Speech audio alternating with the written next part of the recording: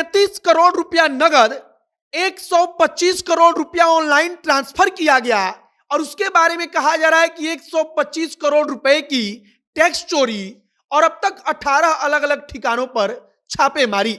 यह कहानी हम आपको जदयू के एमएलसी राधा चरण शाह उर्फ सेठ जी की सुना रहे हैं। बताया जा रहा है कि जदयू के एमएलसी राधा चरण शाह के करीबी के यहां भी छापेमारी हुई और उसके यहां से 35 करोड़ रुपया कैश बरामद किया गया है। और अब सोचिए कि 35 करोड़ रुपया कितनी बड़ी रकम होती है और वह भी कैश अपने घर में उसको कोई व्यक्ति रखता है।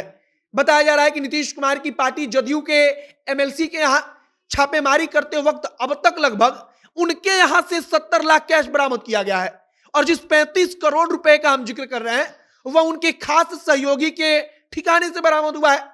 इनकम टैक्स डिपार्टमेंट की टीम ने जब छानबीन शुरू की तो पता चला कि 125 करोड़ रुपए का ऑनलाइन ट्रांसफर हुआ है, लेकिन उसके टैक्स के बारे में कुछ पता ही नहीं चला और कहा गया है कि 125 करोड़ रुपए का टैक्स चोरी कर लिया गया है। मौजूदा वक्त में सिर्फ बिहार नहीं बल्कि इनके बिहार के बाहर भी जितने ठिकाने हैं वहां पर छापेमारी चल रही है और आपको हम आगे यही कहानी बताने वाले हैं कि आखिरकार मुख्यमंत्री नीतीश कुमार की पार्टी के एमएलसी सेठ जी कितने बड़े सेठ निकले हैं और अब आगे केंद्र सरकार या कह लीजिए कि इनकम टैक्स डिपार्टमेंट क्या करेगी। बाकी नमस्कार, मेरा नाम है मोहित कुमार सिंह और आप देख रहे हैं हमारा विशेष कार्यक्रम एक्सप्लेनर। जनता दल यूनाइटेड के एमएलसी के यहां जब छापेमारी हुई तब सीधे तौर पर कह दिया गया कि यह तो राजनीति से प्रेरित है, राजनीतिक तौर पर परेशान करने के लिए छापेमारी हुई है। अब छापेमारी के बाद उसका परिणाम जब सामने आ रहा है उसे देखकर हर कोई हैरान हो रहा है, क्योंकि राधा चरण शाह के करीबी के ठिकाने से 35 करोड़ रुपया कैश बरामद किया गया, जो अपने आप में इतनी बड़ी रकम है कि मशीनों से उसकी गिनती हुई और आप इसके बारे में अंदाजा लगा सकते हैं। अब जदयू एमएलसी के यहां छापेमारी को लेकर शायद उतने सवाल इसलिए नहीं उठेंगे क्योंकि 1 करोड़ या 10 करोड़ के टैक्स चोरी की बात नहीं कही गई है, बल्कि 125 करोड़ रुपए के टैक्स चोरी की बात कही गई है और यह सब कुछ अब तक की छानबीन में सामने आ गई है। कहने का मतलब है कि भविष्य में पूछताछ होगी और अभी छापेमारी चल रही है तो हो सकता है कि और भी ज्यादा रुपया बरामद किया जाएगा।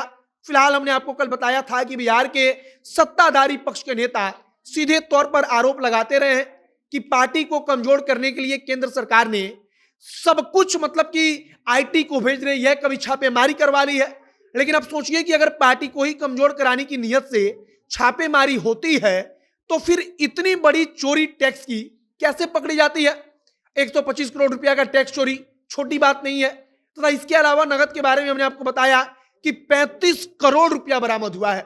अब तक इसके संबंध में कोई आधिकारिक तौर पर पूरी जानकारी नहीं दी गई है, लेकिन खबर के मुताबिक कई ऐसे कागजात मिले हैं जिसके जरिए पता चलता है कि जदयू के एमएलसी ने करोड़ों रुपए को तमाम जगहों पर निवेश के रूप में भी डाला हुआ है और सोने के गहने भी बरामद किए गए हैं।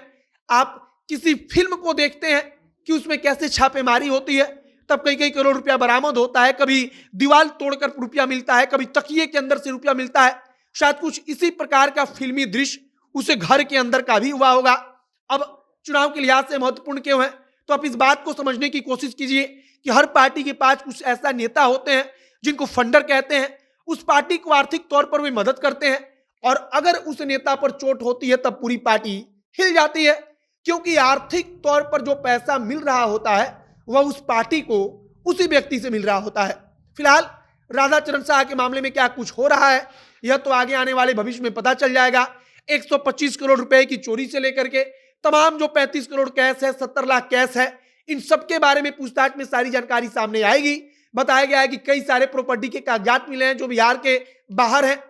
इधर भाजपा कह रही है कि बिहार सरकार की तरफ से ही करप्शन ब्यूरो को पहले पीछे लगाया गया, तब जाकर केंद्र की टीम ने छापेमारी की और भाजपा का कहने का मतलब है कि नीतीश कुमार की सरकार ने ही अपने एमएलसी राधा चरण शाह के घर पर छापेमारी करवाई है।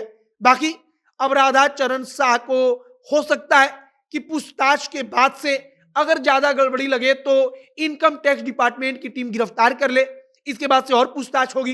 पूरी संपत्ति खंगाली जाएगी कि आखिरकार उनकी संपत्ति में कितनी बढ़ोतरी हुई है और संपत्ति में बढ़ोतरी कैसे हुई है। बाकी आगे हमारी नजर लगातार बनी हुई है कि क्या कुछ और अपडेट आता है, लेकिन फिलहाल 125 करोड़ रुपए की टैक्स चोरी की बात कही जा रही है। दूसरा बात कहा जा रहा है 35 करोड़ रुपया नगद। तीसरी बात कही जा रही है 70 लाख रुपया नगद जो कि राधाचरण शाह के ठिकाने से बरामद हुई है। आगे आप क्या सोचते हैं इसके बारे में, आप अपनी प्रतिक्रिया बताइएगा। वीडियो को शेयर कीजिएगा, जो भी तमाम जानकारी आएगी हम आप तक पहुंचाएंगे। आप जनता एक्शन के साथ जुड़े रहिए। कैमरे से विशाल खड़े हैं और मैं मोहित कुमार सिंह। बहुत बहुत धन्यवाद।